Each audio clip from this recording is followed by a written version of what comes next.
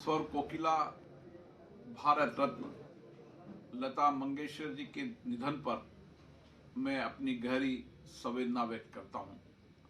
अपने समृद्ध स्वरों से उन्होंने संगीत को नई ऊंचाइयां दी। लता दी के गाए गीत लोगों को जोड़ते थे।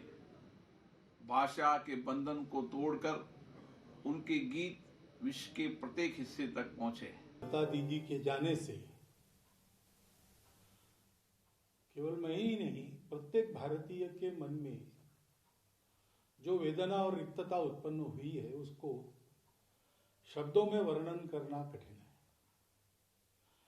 8 दशक के ऊपर अपनी स्वर वर्षा से भारतीयों के मनों को सिक्त करने वाला, तृप्त करने वाला, शांत करने वाला आनंद घन आज हमने खो दिया। वो अब नहीं बरसेगा। स्वर्गीय लता मंगेशकर जी हमारे देश के संगीत युग का एक इतिहास था। उन्होंने अपने स्वरों से हिंदुस्तान में ही नहीं तो पूरे दुनिया में भारत का नाम एक प्रकार से ऊंचाई पर पहुंचाया था। अनेक भाषाओं में उन्होंने गाने गाए हैं और विश्व का रिकॉर्ड उन्होंने पूरा एक प्रकार से विश्व का रिकॉर्ड तोड़ा है। मेरे और उनके परिवार के और उनसे व्यक्तिगत रूप से स्नेह था, उनका बहुत प्रेम था हम सब के प्रति, और उनके जाने से देश की भी हानि हुई है, संगीत क्षेत्र की भी हानि हुई है और पूरे विश्व में हमारे हिंदुस्तान को एक सम्मान प्रतिष्ठा देने वाली ऐसी वो गायिका थी। स्वर कोकिला नहीं रही। भारतीय संगीत के महायुग का अंत हो गया। लता दीदी, आपके बिना ये देश सूना है। इस देश के गीत और संगीत सूने हैं। हर घर सूना है, हृदय घट सूना है। आपकी कमी कभी कोई पूरा नहीं कर सकता। गीत संगीत की देवी मान के हमेशा आपकी पूजा करते रहेंगे। वसंत पंचमी के दिन उनकी जो है उन्होंने लगता कि जाने का फैसला किया और आज सुबह सुबह उनका निधन हो गया। तो मुझे लगता कि कितना बड़ा ये नुकसान है जिसकी भरपाई नहीं हो सकती। दूसरी कोई लता मंगेशकर अब नहीं हो सकती। क्रिकेट के बारे में लगातार वो पूछती रहती थी। कोई मैच हार जाए दुखी होकर फ़ोन करती थी, राजीव जी ये बताइए कैसे हार गए, इसमें तो हारना नहीं चाहिए था, इसमें तो इतने रन बन सकते थे।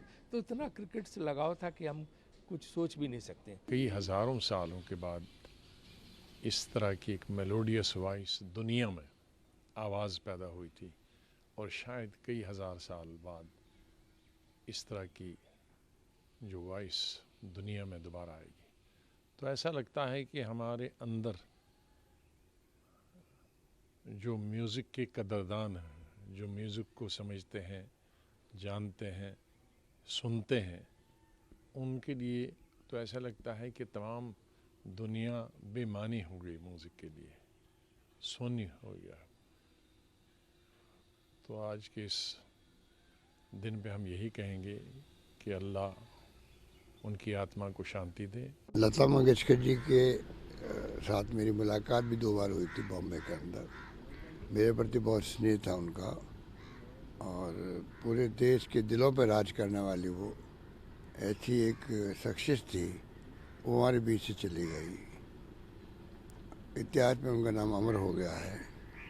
पूरा देश आज गमगीन होगा और कोई शब्द नहीं है किन शब्दों में मैं सदा सम्मान उनका अर्पित करूं।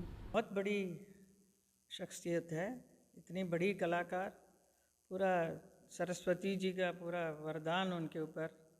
जैसे गीत तो इतना अच्छा गाती हैं, उसके अलावा जब बातें भी करती हैं तो ऐसा लगता है कि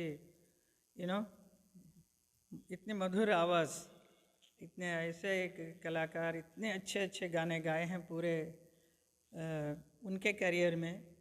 मेरा सौभाग्य है कि ऐसे एक व्यक्ति ने मेरे लिए, मैंने भी 200 पिक्चर से ज़्यादा काम किया है इस फिल्म इंडस्ट्री में। उसमें जितने भी हिट पिक्चर्स थे जो हिट ना होने पर भी उन्होंने कितना गाना मेरे गाया है। तो ये मेरा सौभाग्य है कि ऐसे एक कलाकार के संगीत गीत जो उन्होंने गाया उसके ऊपर मेरा परफॉर्म करने का अवसर मिला।